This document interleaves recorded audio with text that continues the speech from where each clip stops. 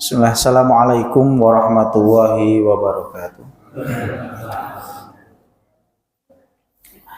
Alhamdulillah wassalatu wassalamu ala rasulillah la hawla wa la quwata illa billah. Asyhadu an la ilaha illallah wahdahu la syarikalah wa asyhadu anna Muhammadan abduhu wa rasuluh la nabiyya wa la rasula ba'dah. Allahumma sholli wa sallim wa barik ala sayyidina Muhammadin wa ala alihi wa sahbihi wa man tabi'ahum bi ihsanin ila yaumiddin. Bapak Ibu, sedherek-sedherek jamaah salat Isya Masjid Al-Mukarramah, monggo sepindah kita tansah muji syukur dumateng Allah Subhanahu wa taala ingkang sampun maringi kita pinten-pinten kenikmatan, nikmat iman Islam, saha nikmat sehat wal afiyah. Alhamdulillah wonten dalu menika kita saged nindakaken salat Isya kanthi berjamaah kalajengaken majelis rutin kajian setiap hari Selasa malam Rabu. Mudah-mudahan apa yang sudah kita laksanakan senantiasa mendapat ridho dari Allah Subhanahu wa taala. Shalawat ugi salam kunjuk dumateng Nabi Muhammad sallallahu alaihi wasallam, dumateng para keluarga sahabat tabi'in tabi'ut tabi'in surabat mateng umatipun lan ugi kanthi salat menika benjang wonten yaumil kiamah kita sedaya pikantuk syafaatipun Rasulullah sallallahu alaihi wasallam. Bapak Ibu rahimakumullah, kita lajengaken pengaosan saking buku Tadabbur Bacaan Salat. Kalau ini sampun kita bahas bab tentang taharah. Pilih taharah utawi persuci menika dibagi menjadi dua, taharah zahir dan juga taharah batin. Taharah zahir dengan apa? Taharah zahir niku nggih taharah ya mensucikan anggota badan, yakni dengan wudu atau dengan mandi. Maksudnya adalah mandi besar, mandi janabah. Sedangkan taharah batin adalah yakni membersihkan hati ataupun jiwa dari penyakit-penyakit hati. Pramila menawi wonten setunggaling hadis Rasulullah ngendika wonten at-tahuru syatrul iman. Bersuci itu sebagian dari keimanan atau nisful iman. Bersuci itu setengah dari keimanan. Maksudnya bersuci di situ adalah taharah zahir. Lah yang setengahnya nopo? Setengahnya adalah taharah batin. Gitu ya. Terus menawi enten hadis at-tahuru syatrul iman. Pilih bersuci itu adalah setengah ataupun separuh keimanan, itu adalah taharah zahirnya. Lah yang setengahnya adalah taharah batin. Ya, zahirnya dengan berwudu, dengan mandi janabah, sedangkan batinnya adalah dari hal-hal yang bisa merusak ibadah. Nah, ada salah satu kisah diriwayatkan oleh sahabat Anas bin Malik radhiyallahu an. Sahabat Anas bin Malik niku beliau bercerita ketika para sahabat termasuk di situ sahabat Anas bin Malik sedang duduk-duduk, Rasulullah ngendika ngenten, yatlu alaikumul an rajulun min ahlil jannah, akan datang kepada kalian ya, seorang penduduk surga. Jadi ketika duduk majelis niku Rasulullah ngendika akan datang kepada kalian ya seorang penduduk surga. Maka ada orang datang ke majelis itu kemudian duduk. Rasulullah tidak menyebutkan namanya. Ya, Rasulullah tidak menyebutkan nama. Akan datang kepada kalian ya seorang penduduk surga. Tiba-tiba ada orang itu duduk. Di hari yang kedua sama, Rasulullah ngendika yang sami. Ya, ketika Rasulullah di hari kedua sedang bermajelis, Rasulullah ngendika mana? Yallahu alaikumul an ya rajulun min ahlil jannah, akan datang kepada kalian ya, seorang penduduk surga. Ternyata orang yang kemarin ikut duduk majelis lagi. Sampai 3 hari berturut-turut Rasulullah Sampai sahabat sing sanesipun kok hebat men. Apa sih amalan orang ini sampai-sampai Rasulullah kok mengatakan bahwa orang ini adalah penduduk surga.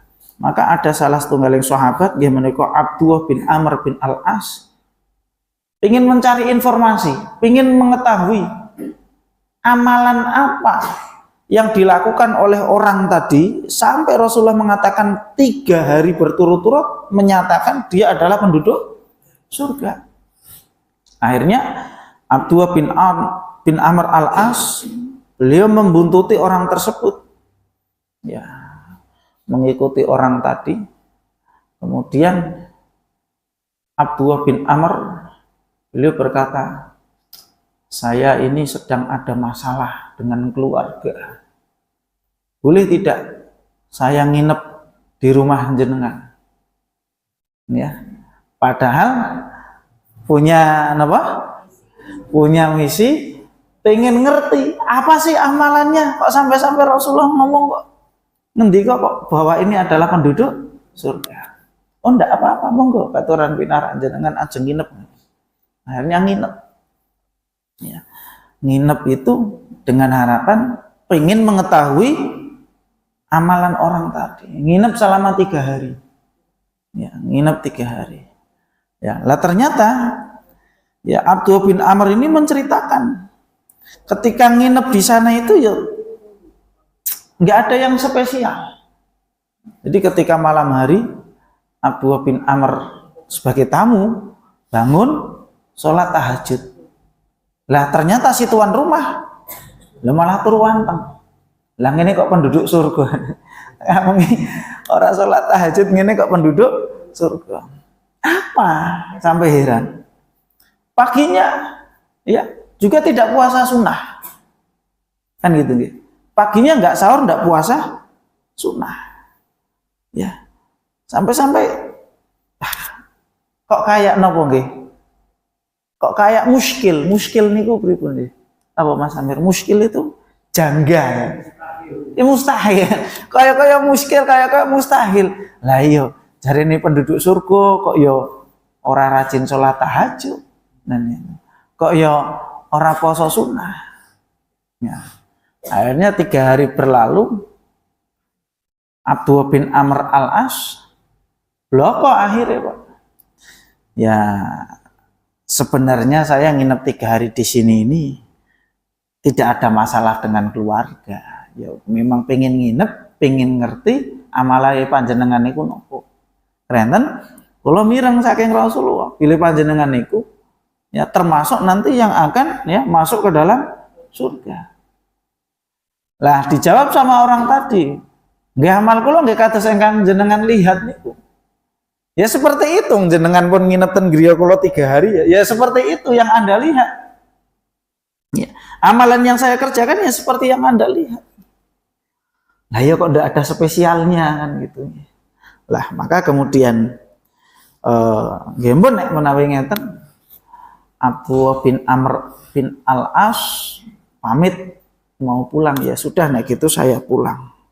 Maka kemudian orang tadi memanggil sebentar, ya ini amalannya ini ternyata. Saya memang tidak memiliki amalan spesial kata sholat tahajud. Padahal kan afdhalus sholat ba'dal maktubah itu sholat tahajud, gitu. Sholat yang lebih utama, sholat yang apa? Yang lebih utama setelah sholat 5 waktu adalah sholat tahajud, sholat tengah malam. Ya. Kemudian saya juga tidak melakukan sholat puasa sunnah. Hanya saja lah nih.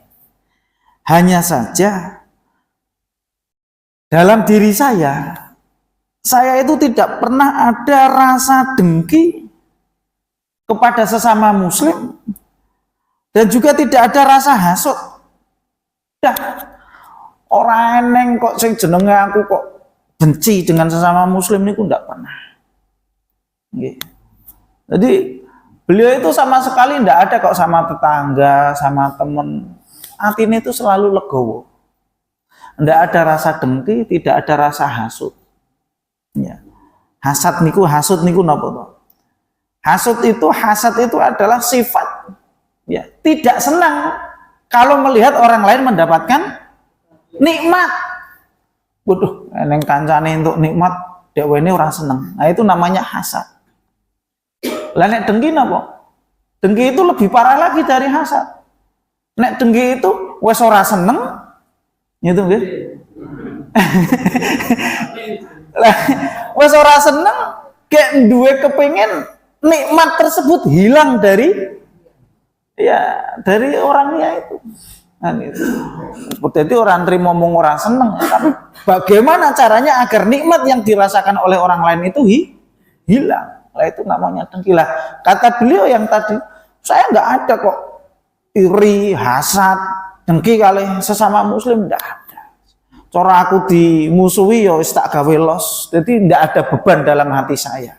Nah, itu jenenge tadi toharoh batin. Jadi membersihkan hati dari itu tadi penyakit-penyakit. Lah maka kata Abdullah bin Amr bin Alas, oh yo itu ternyata amalan spesial panjenengan yang menjadikan jenengan oleh Rasulullah ya penduduk surga. Gitu ya. Nah, kisah itu masyhur nggih. Dan ada kitab Riyadhus Shalihin itu juga disebutkan dalam kitab Riyadhus Shalihin ya, karangan Imam An-Nawawi. Lah ini yang dimaksud dengan toharoh batin. Toharoh zahir itu dengan berwudu, toharoh batinnya adalah membersihkan hati dari ghil. Ghil itu rasa tidak suka, rasa benci ya kepada sesama muslim. Wallahu a'lam bishawab. Selanjutnya Bapak Ibu rahimakumullah, kita masuk pada pembahasan azan ya. Jadi dalam buku kecil ini Tadabbur bacaan sholat ya, setelah toharoh masuk bab azan. Kenapa kok tidak langsung sholat? Nah, bar toharoh kan jadi langsung sholat gitu. Nah, di sini masuk pada pembahasan azan. Bapak Ibu rahimakumullah, ya, ini menunjukkan yang jenenge azan itu napa? Al-i'lam, pemberitahuan, ya, bidukhulil waktu sholat, ya, pemberitahuan masuk waktu sholat. Bukan hanya pemberitahuan, akan tetapi juga nidak panggilan untuk melaksanakan sholat berjamaah. Artinya, kenapa setelah bab toharoh kemudian kok adzan? Ini menunjukkan pentingnya sholat berjamaah. Gitu deh. Kita nanti pelajari dalam kitab Al-Wajiz fi Fiqhil Islam ya, tentang bab sholat berjamaah dan keutamaannya. Ya, kita sudah hafal semuanya ya, hadis-hadisnya. Sholatu fi jama'ati afdhalu min sholatil fardhi, bahwa sholat berjamaah itu lebih utama dibandingkan sholat sendirian. Bisa wa isyrina darajah ya, yakni 27 derajat. Dalam hadis yang lain 25 derajat. Masya Allah, itu sudah keutamaan sholat berjamaah itu sudah kita pelajari. Dan ini menjadi khosais. Khosais itu adalah keistimewaan, kekhususan umat Islam. Kekhususan umat Islam adalah yakni melaksanakan sholat jamaah dan sholat Jumat. Sholat jamaah dan sholat Jumat. Terus azan itu bukan hanya sekedar kok nek setiap subuh jam 04.27 azan, zuhur jam 11.42 azan, tidak. Tapi di situ ada nidak, panggilan. Panggilan apa? Sholat. Hayya ala sholat. Ayo podo sholat.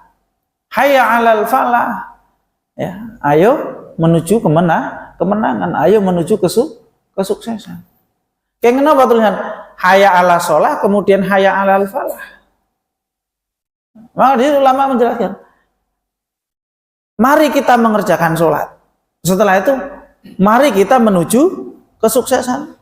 Artinya bahwa sholat ini adalah kunci menuju kesuksesan. Gitu, jadi maknanya seperti itu, Bapak. Ya. Jadi nidak panggilan ini, masya Allah.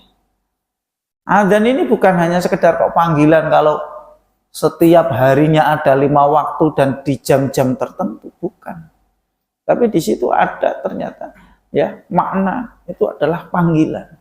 Setiap hari ya kita dipanggil untuk datang ke masjid melaksanakan sholat berjamaah, dipanggil, ya dipanggil. Nah, ya kadang ya wa'iyadzubillah ya mudah-mudahan kita diberikan kemampuan keistiqomahan untuk melaksanakan sholat berjamaah di masjid, ya misalnya sekarang. Ya meskipun ya itu merupakan apa nggih? Merupakan khosois. Khosois itu adalah kekhususan, keistimewaan umat Islam. Ya. Umat Islam niku sehari semalam ketemu 5 kali di masjid. Kan itu nggih. Wong Islam niku mengetahui kondisi saudaranya itu sehari semalam itu mesti 5 kali, ya. Jenengan mana ini? Ya ini yang sudah insya Allah istiqomah panjenengan yang tidak akan sholat 5 waktu berjamaah di masjid. Mesti engko nek eneng sing mboten rawuh mesti lah kene ngendi kok ora ketok. Apa sik lu ngoten? Mesti penasaran, menanyakan, apa sakit? Nah, sehari semalam. Nah, itu yang menjadi kekhususan umat Islam di situ. Kita mengetahui kondisi saudara kita. Nah, ini. Maka menjadi sunnah muakkadah ya menurut madhab Maliki dan Hanafi bahwa sholat berjamaah itu hukumnya adalah sunnah muakkadah. Kalau menurut madhab Syafi'i adalah fardu kifayah. Fardu kifayah niku pripun? Fardu kifayah niku menawi mboten enten sing nindakaken nggih dosa kabeh. Contoh saumpami niki namung contoh. Desa nduwet. Nah, kok ora yang sholat jamaah nih, wah semuanya kena dosa. Ya, baru kok kemudian ada 2 orang yang mengerjakan sholat jamaah, nah, dosanya itu gugur. Mereka 2 orang tadi yang mengerjakan sholat berjamaah itu fardu kifayah. Ya, sedangkan menurut madhab Hambali fardu ain. Fardu ain ini dosa. Nah, orang sholat berjamaah niku bahkan mengatakan sholatnya tidak sah. Yaitu madhab Hambali nggih. La sholata li jaril masjid illa fil masjid. Tidak ada sholat bagi tetangganya masjid ya kecuali di masjid. Nah, sehingga menurut madhab Hambali sholat berjamaah itu hukumnya fardu ain. Ya. Wallahu a'lam bishawab. Itu perbedaan ulama terkait dengan hukum sholat berjamaah. Terus ini menjadi khosois ya, menjadi keistimewaan kita. Ya. Maka ya monggo sarang-sarang kita lazimi ya, kita biasakan ya, sesibuk apapun kita ya, kita biasakan, kita rutinkan untuk bisa mengerjakan sholat berjamaah di masjid. Ya enggak harus di sini ya, ketika kita kesibukan di luar ya tetap diusahakan untuk sholat berjamaah. Ya, ketika sibuk dipanggil Allahu Akbar, hayya 'ala sholah, hayya 'alal falah, langsung ditinggal sebentar. Ya, tinggal sebentar ya, untuk melaksanakan sholat, ya, baru kemudian beraktivitas lagi. Kan gitu. Nah, sekarang ya mayoritas umat Islam niki nggih saged dihitung nggih antara yang sholat berjamaah dengan yang tidak berjamaah niku kan sing jamaah niku saged dihitung. Artinya lebih banyak yang tidak mengerjakan sholat berjamaah. Lah ini perlu mungkin diajak ya kawan-kawannya yang belum, yang tereng ke masjid nggih, tereng purun, diajak untuk sholatnya di masjid, memakmurkan masjid untuk menjawab panggilan adzan. Kan ada nggih kisah ya, satu riwayat itu masyhur ketika ada salah seorang sahabat, beliau dalam kondisi buta, tidak bisa melihat, datang kepada Rasulullah, wahai Rasulullah, saya ini tidak ada orang yang bisa menuntunku ke masjid, kondisi saya buta, bolehkah saya sholatnya di rumah? Ya, boleh, kata Rasulullah. Maka ketika orang tadi mau pulang dipanggil lagi, sebentar. Hal tasma'un nida. Lah kamu dengar azan enggak? Ya dengar. Ya nek kamu dengar ya berangkat. Padahal kondisinya buta, itu ya. Jadi ketika datang kepada Rasulullah minta rukhsah, dispensasi, minta keringanan untuk kula salate ten griya mawon. Maka Rasulullah menjawab, ya silakan monggo boleh. Tapi ketika orangnya tadi mau pulang dipanggil lagi, sebentar. Lantas mau tidak? Apakah engkau mendengarkan panggilan adzan? Ya mendengar. Oh, idzan fa'ajib. Ya kalau gitu ya datangi. Nah, itu kisah ya, itu juga sepertinya disebutkan juga dalam kitab Riyadhus Shalihin kalau tidak salah. Nah ini min khosais ya. Maka kalau kita membahas tentang bab sholat berjamaah niku, masya Allah, fadilah keutamaannya ini sangat besar sekali. Lah kadang orang merasa cuek, ya, biasa, kan itu ya. Nah sampai kadang itu ngeten Pak, nyun sewu nggih ngapunten iki sebagai perbandingan. Kadang itu kita merasa merasa malu ketika diundang oleh tetangga kemudian kita tidak hadir. Ajeng pundi Pak? Niku enten undangan. Mang jenengan wis kumpul mriki mau ndak enak, saya nanti nek ndak hadir itu ndak enak itu. Wong diundang. Nah, tapi kadang kita tidak kalau kemudian kita tidak ya ketika diundang itu nggak datang ke masjid. Hayya 'alas sholat. Padahal wau tanggane niku sing ngundang niku nggih mboten maringi modal, mboten napa-napa ngoten nggih. Lah ini Allah yang memberikan banyak kenikmatan ketika diundang itu. Ya. Saya itu punya kawan, saya mungkin pernah cerita. Waktu itu azan. Saya azan sholat asar. Azan sholat asar. Yang pertama datang itu anak kecil, Pak. Yang pertama datang itu anak kecil, tak tanya, "Leh, lah bapak mau ndi, Leh?" "Neng omah, Mas." "Neng omah?" "Iya." Udah.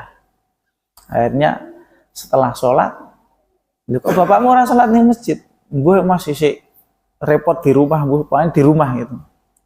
Ajeng saya pulang, ambil HP, kula WA, "Mas, mau tak celuk kok ora teko, Mas."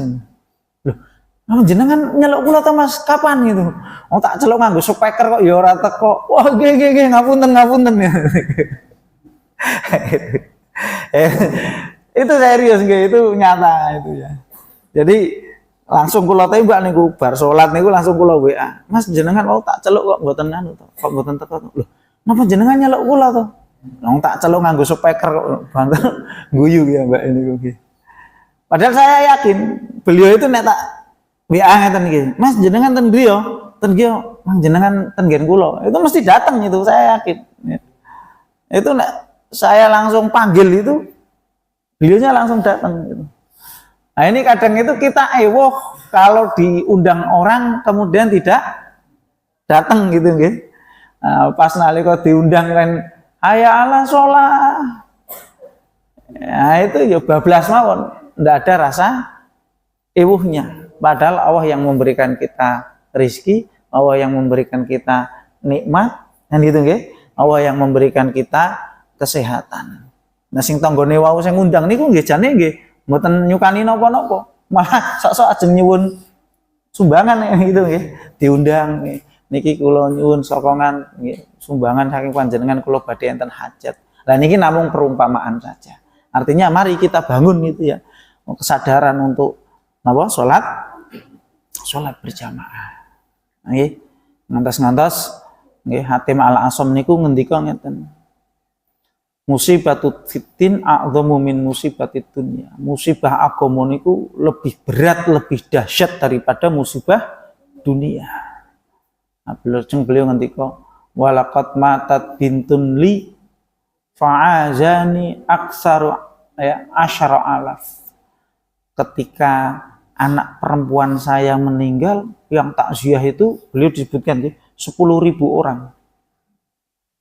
Sing takziah niku nggih itu sampai 10.000 orang. Hatim Al-Asam. Nalika putranya beliau niku sedo niku sing takziah niku ngantos 10.000. Ya. Ketika anak perempuan saya mati meninggal kok yang takziah kok nganti ewonan ngeten niku. Tapi ketika saya ndak datang sholat berjamaah ke masjid, kok tidak ada orang yang berbelasungkawa. Nah itu, ketika saya tidak datang ke masjid kok tidak ada orang yang berbelasungkawa. Tapi ketika anak saya meninggal kok sing belasungkawa kok ngantos ribuan orang. Lah karepe beliau itu tidak berjamaah di masjid ini musibah. Ini musibah agama. Ini lebih dahsyat ketimbang musibah dunia. Musibah dunia itu ya macam-macam yang kita alami di dunia ini.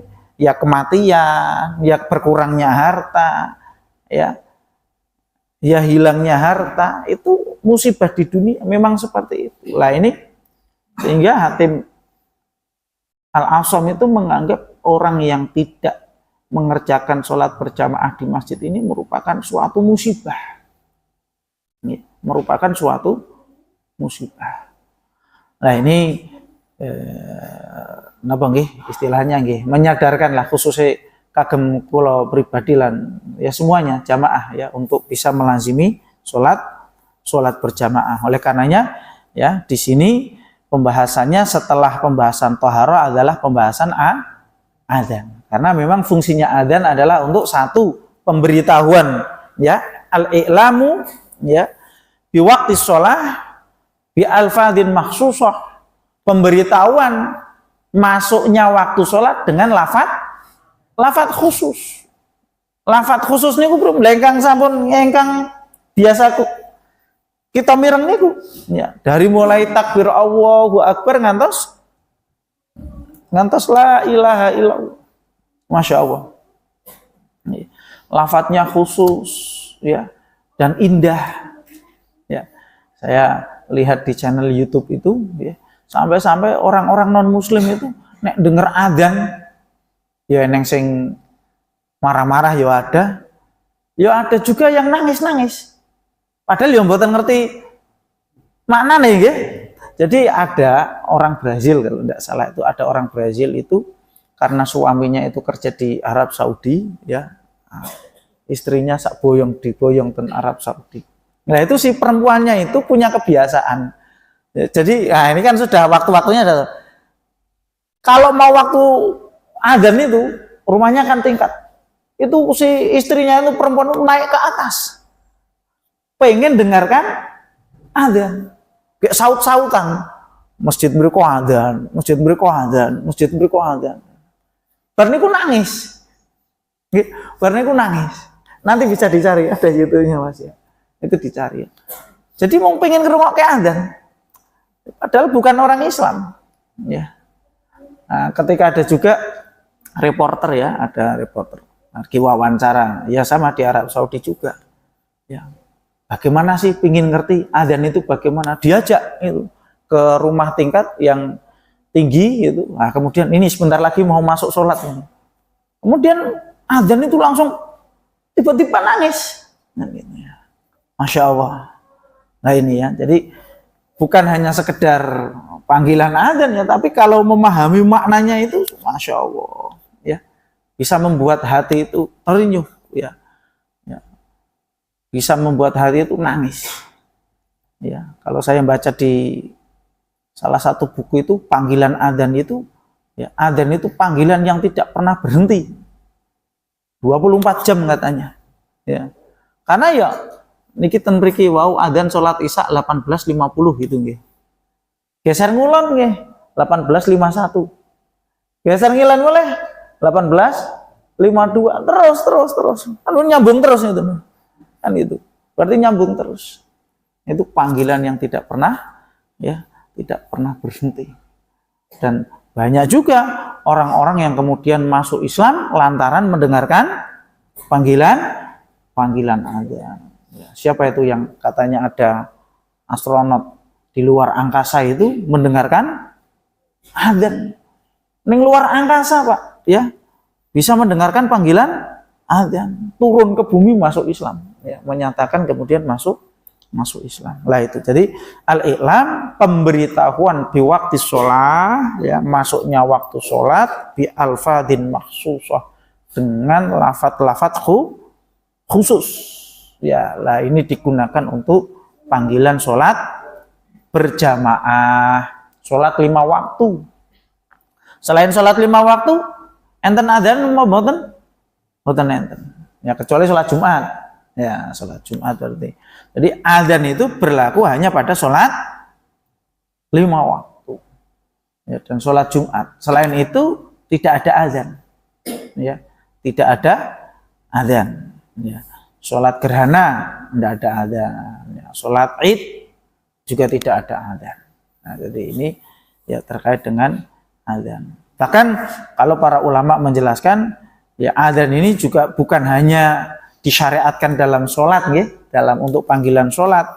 Ya, kalau Ibnu Qayyim Al-Jauziyah dalam kitab Tuhfatul Maulud, ya, beliau menyebutkan termasuk disunahkan, ya, meskipun hadisnya itu dhaif, ya, tapi ini para ulama mengatakan disunahkan, ya, ketika ada bayi lahir, ya, untuk diadzani di telinga kanan, kemudian diqomati di telinga kiri, ya, itu ada memang hadisnya seperti itu, ya.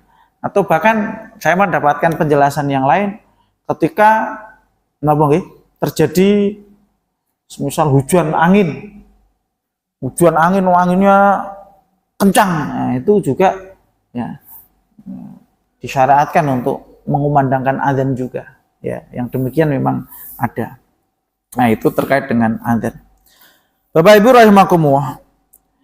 Kemudian selanjutnya adalah dalam adzan, ya, terdapat lafaz, ada 3 lafaz, ya, yakni yang pertama adalah takbir, kemudian yang kedua adalah syahadatain, asyhadu alla ilaha illallah, kemudian asyhadu anna muhammadar rasulullah, kemudian yang ketiga adalah hayya alatain. Hayya alatain itu hayya ala sholah, hayya alal falah, ya. Nah, ini mencakup 3 lafaz ini. Adzan, ya, dari mulai takbir sampai la ilaha illallah itu mencakup, ya, 3 lafaz ini. Yang pertama adalah takbir. Ya, takbir jelas, ya. Allahu akbar, Allahu akbar, ya. Artinya Allah Maha Besar. Di situ adalah ungkapan untuk mengagungkan Allah Subhanahu wa taala. Allah Maha Besar. Maka selain Allah semuanya adalah kecil. Selain Allah semuanya kecil. Urusan dunia kecil. Ya. Maka ini urgen ini. Ketika Allahu Akbar mengagungkan Allah Maha Besar, oh ini urgen ini. Jadi panggilan yang sangat urgen, mendesak. Semuanya kecil. Ya, maka tinggalkan sejenak. Ya. Sampai-sampai sinten nggih sahabat Khabbab bin Arad kalau tidak salah. Beliau itu seorang pandai besi.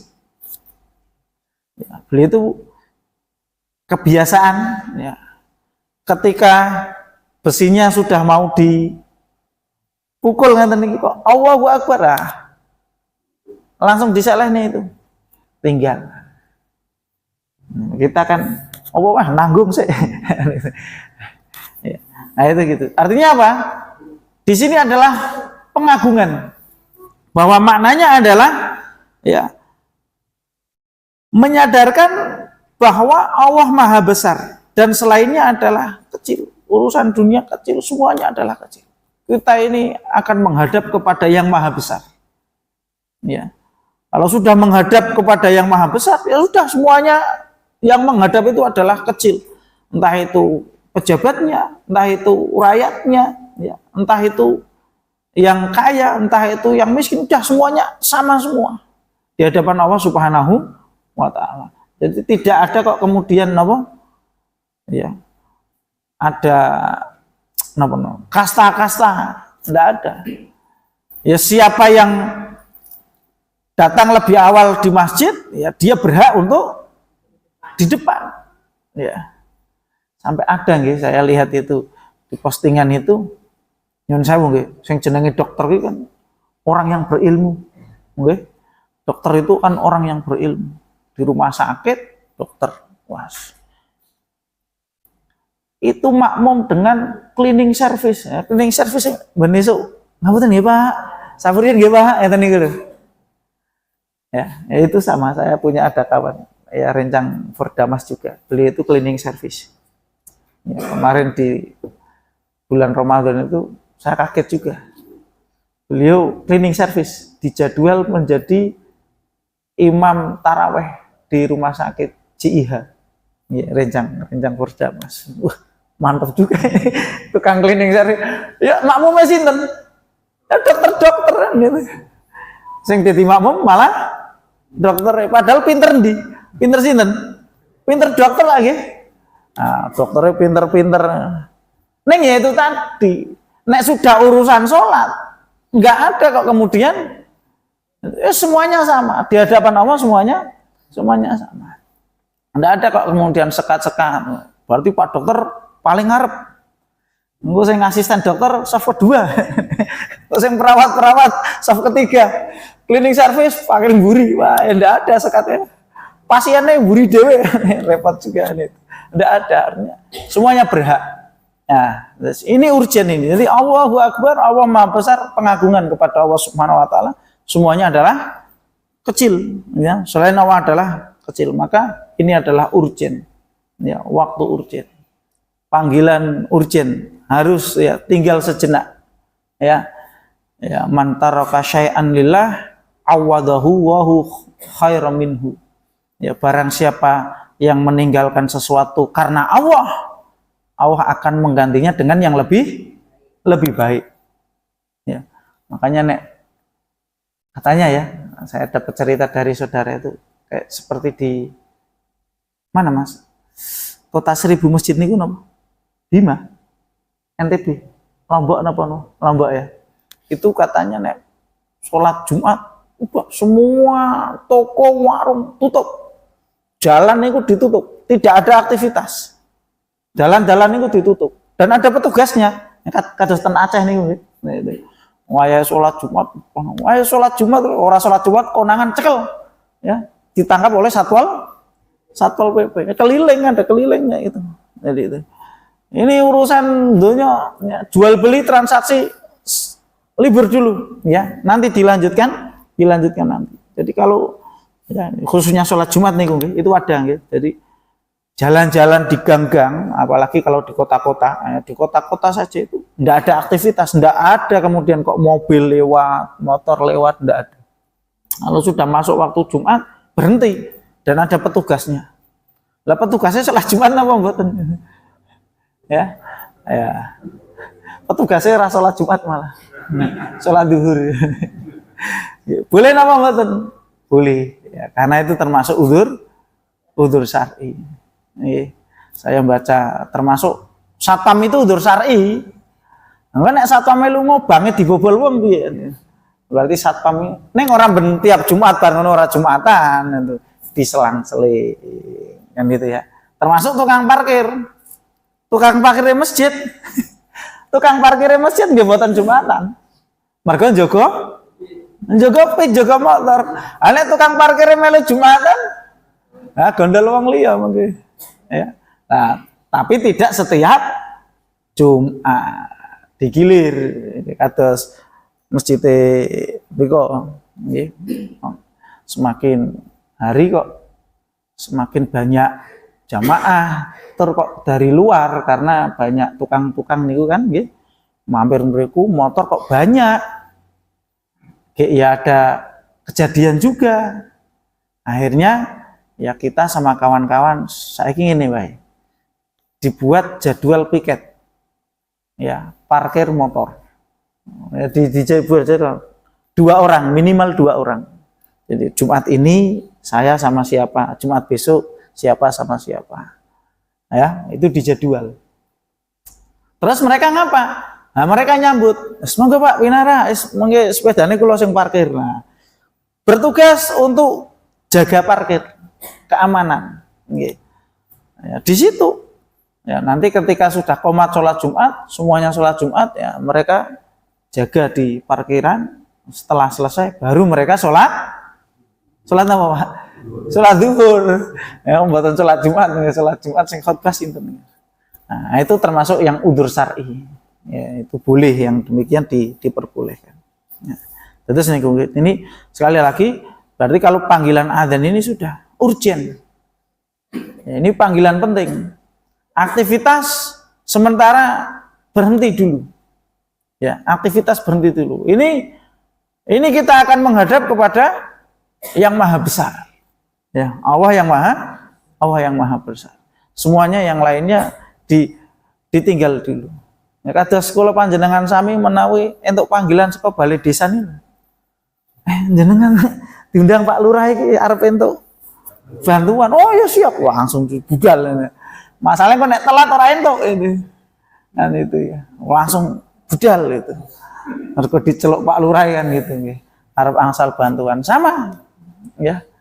Oh, iki eneng panggilan adzan, sik tinggal sik budal ya. Ya, beraktivitas. Setelah itu terus Allahu Akbar artinya adalah ta'zim, yakni mengagungkan Allah Subhanahu wa taala. Kemudian yang kedua adalah syahadatain. Asyhadu alla ilaha illallah.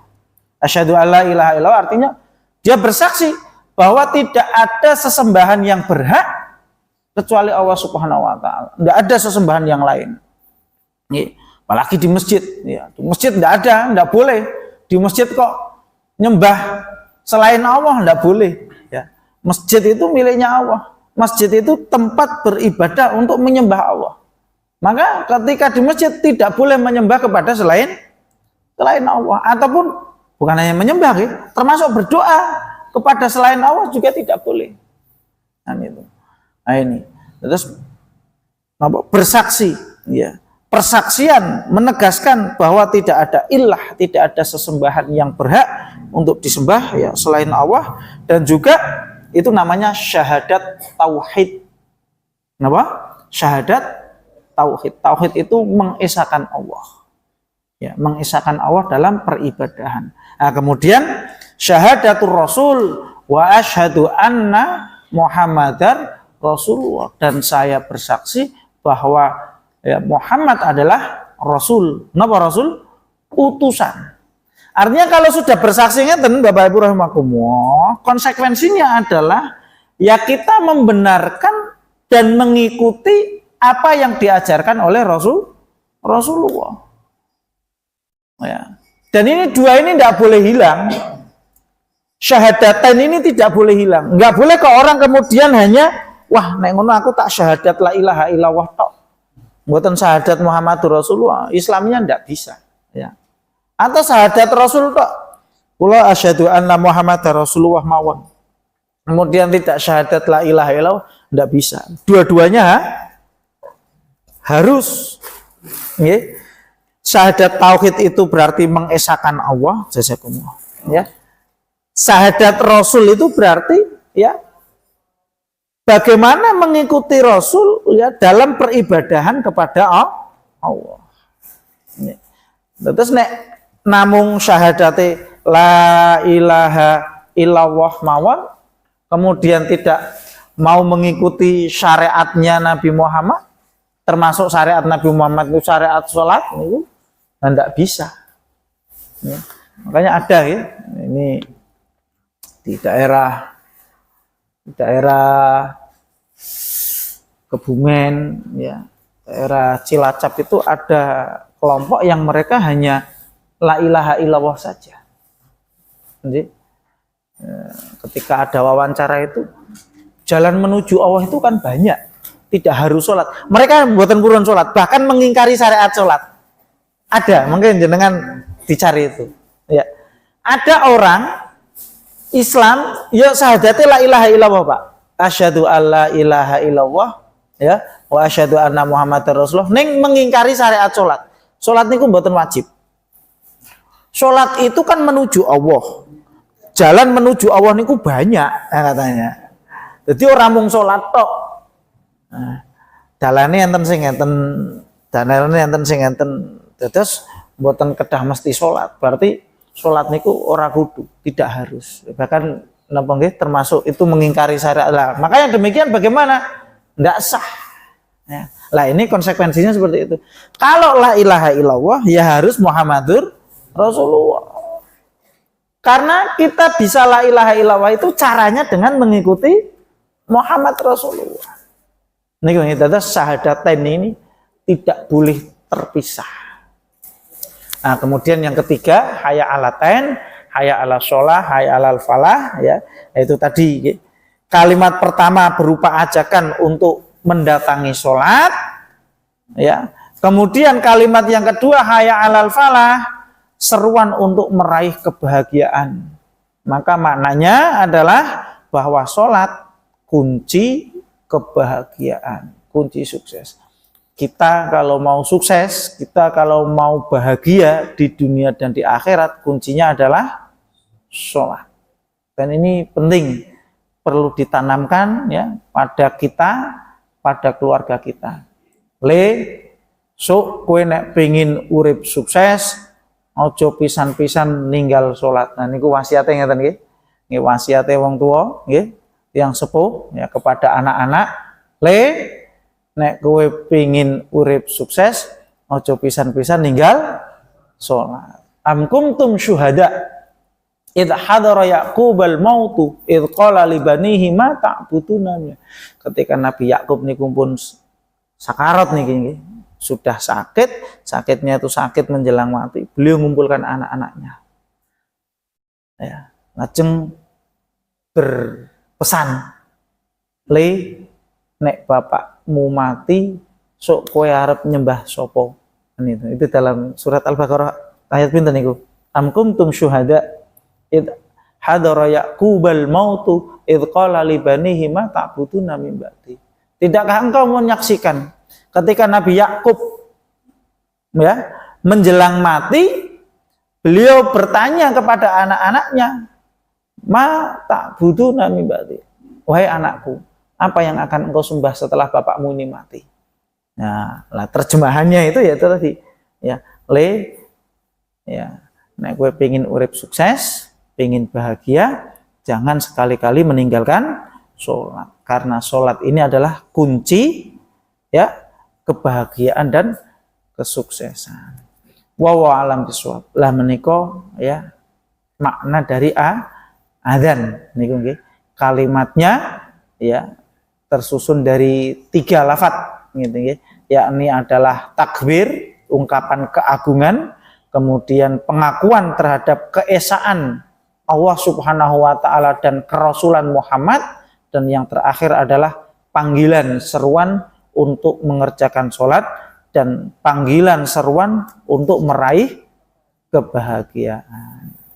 Mekaten Bapak Ibu rahimakumullah ingkang saged kawula teraken wonten dalu menika, insyaallah nanti kita masih lanjut di pertemuan yang akan datang. Cekap ya. Alhamdulillah mbok pilih kata klepatanipun kula nyuwun agung pangapunten. Astaghfirullah li wa lakum. Monggo kita tutup kanthi waosan hamdalah lan doa kafaratul majlis. Alhamdulillahirabbil alamin. Subhanakallahumma rabbana wa bihamdika asyhadu an la ilaha illa anta astaghfiruka wa atubu ilaik. Billahi taufiq wal hidayah. Assalamualaikum warahmatullahi wabarakatuh.